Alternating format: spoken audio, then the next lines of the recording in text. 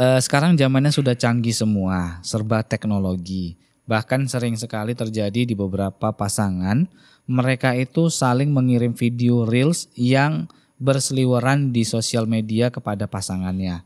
Dan kebanyakan yang dikirim oleh istri saya itu ya tujuannya menyindir. Mungkin awalnya video ceramah nasihat, tapi lama-kelamaan kayaknya berubah menjadi sindiran terkait masalah rumah tangga. Bahkan terkadang sindir-menyindir terkait hak dan kewajiban yang terkadang saya belum sanggup untuk memenuhinya. Mohon nasihatnya Ustadz, karena hidup apa yang dijalani bukan apa yang dilihat. Monggo Ustadz. Wassalamualaikum warahmatullahi wabarakatuh. Bismillah, alhamdulillah, salatu wassalamu ala rasulillah wa ala alihi wa ba'du. Ini mungkin suaminya nyindir istrinya juga ya? Iya, sindir-sindiran jadi Ustadz. Ya, pada dasarnya setiap muslim itu wajib mendengarkan nasihat. Ketika dia diberi nasihat, maka dia harus menerima nasihat itu. Allah tabaraka wa ta'ala berfirman, wa idza qila lahu ittaqillaha akhadathul izzatu ya bil itsmi fa hasbuhu jahannam wala bi'sal mihad.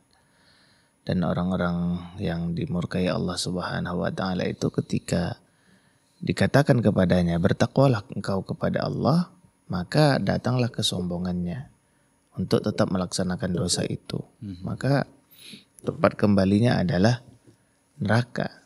Ya, seperti itu. Neraka jahanam. Jadi ketika kita mendapatkan nasihat dari siapapun itu, maka kita harus menerimanya.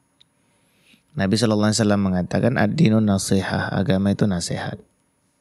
Nasihat untuk Allah, artinya untuk menjaga hak Allah. Nasihat untuk Nabi, nasihat untuk Al-Quran, nasihat untuk kaum muslimin, nasihat untuk pemimpin. Kita harus saling menasihati. Wa tawassaw bil haqqi wa tawassaw bis sabr. Kita harus saling menasihati tentang kebenaran dan saling menasihati tentang kesabaran. Jadi setiap mukmin wajib mendengarkan nasihat dan wajib memberi nasihat ketika dia melihat ada kekurangan atau kesalahan pada orang lain. Dan pasangan suami istri adalah dua orang yang memang harus saling menasihati, harus saling mengingatkan. Terlebih ya suami dan istri itu mengetahui aibnya masing-masing, mengetahui kekurangannya masing-masing. Maka Allah Subhanahu wa taala menyebutkan dalam Al-Quran, hunna libasul lakum wa antum libasul lahunna. Mereka itu seperti pakaian bagi kalian dan kalian itu seperti pakaian bagi mereka. Fungsi pakaian itu yang pertama adalah untuk menutupi aurat. Yang kedua untuk menjadikan kita tampil ganteng atau cantik, menarik. Ya, dia akan menjadi perhiasan. Makanya kata Allah Subhanahu wa taala, wa tazawwadu khudhu zinatakum inda kulli masjid. Pakailah perhiasan kalian ketika kalian hendak pergi ke masjid. Perhiasan yang dimaksud itu adalah pakaian. Pakaian terbaik. Jadi pakaian itu fungsinya yang pertama sebagai menutup aib, menutup kekurangan. Yang kedua sebagai perhiasan. Jadi ketika Allah mengatakan kalian para wanita adalah perhiasan bagi suaminya, suami adalah perhiasan bagi pakaian ya, pakaian bagi suaminya. Suami sebagai pakaian bagi istrinya adalah untuk yang pertama menutup aibnya. Yang kedua untuk menjadikannya terlihat bagus, terlihat ganteng, terlihat cantik, terlihat menarik, terlihat apalah, baiklah, berwibawa, seperti itu. Jadi cara agar kita itu menjadi lebih baik adalah dengan saling menasehati. Tapi tentunya menasehati juga punya adab.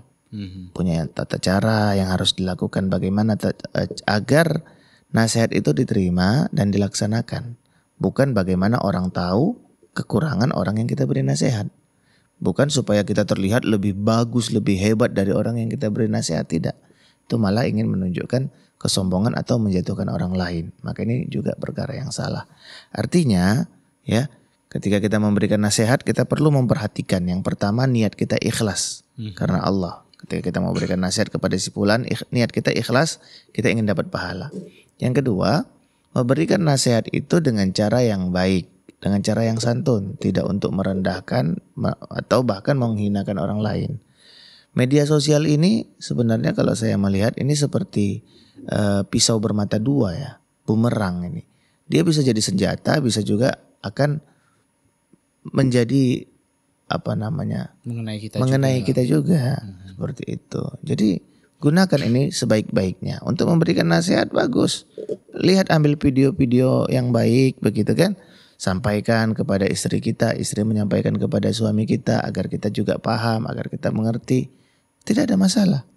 Ya. Selama niatnya bukan untuk menjatuhkan, niatnya bukan untuk merendahkan, meremehkan atau lain sebagainya. Niatnya ikhlas karena Allah, agar suaminya semakin baik, si suami juga agar istrinya menjadi lebih baik. Wallahu a'lam.